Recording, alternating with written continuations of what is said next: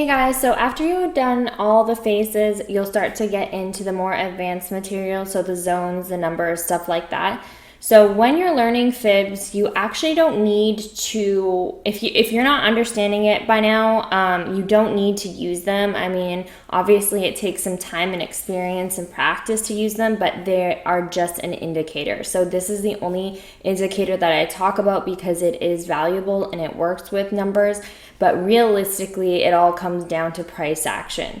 So for example, let me show you.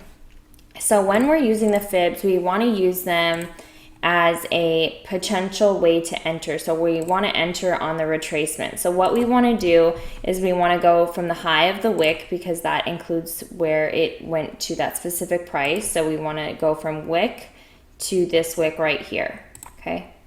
So this is where this is where it ended up correcting and then going down. So we want to put the high to the significant low, then it corrects, and then it continues down. So even without looking at Fibonacci, we don't want to focus on the percentages too much, because then you'll be solely relying on fibs.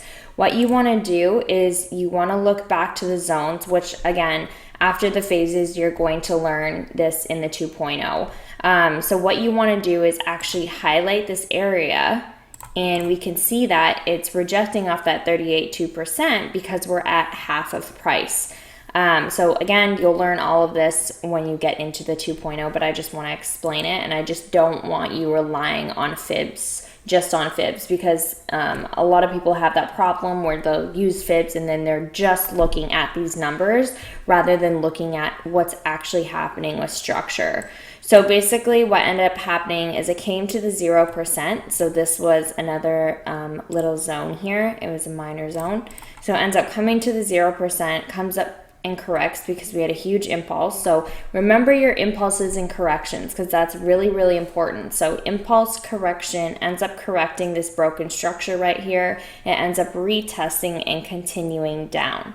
Okay, so let's say, for example, you're looking to take profit. Okay, so obviously these are the potential TPs, and I talk about that regarding fibs.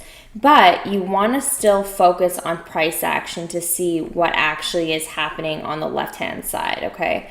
So if there's nothing happening on the left-hand side, what we're going to do is go to a higher time frame. So for example, let's go to the 8-hour and figure out why it's rejecting here. Okay, so we have an area of interest right here.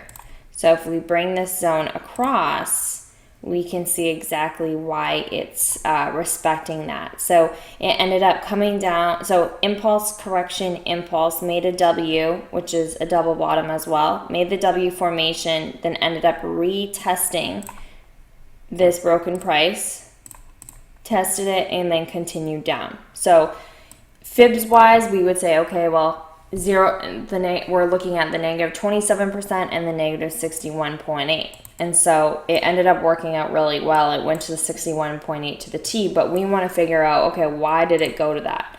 Okay, so we have structure right here. So it ended up breaking above half of that price. Like I said, you'll learn numbers as soon as you get past the phases. So it ended up breaking, coming down to retest, and then continuing up. Okay, so this is just an example of how you just need to use fibs as an indicator. It's just an extra confirmation to enter. So when you're using them, you're either wanting to use them to get in and you're using it for confirmation, or you're looking, honestly, I would use fibs just for that entry. So what you want to do, so let's go through this for a second. So let's say we have this significant low, right? And so we go to this significant high where the market starts to reverse. So we go to the wick, so low to high, and this is our correction, okay? So again, the reason why we're getting that correction is because we have an area of interest here, and it actually broke, and now it's retesting to continue up, right? And then, so we have an area of interest here for our target. So it ends up breaking above trying to break below ends up breaking above again and going way, way higher. So this is what I mean. You don't want to solely rely your targets on the percentages. Use fibs for your advantage in regards to entering. So if you miss that original entry at the bottom, wait for the impulse, get it on the correction, and then that will help you take the entry. Other than that, you don't really want to focus on fibs. And if fibs don't make sense to you, that's okay.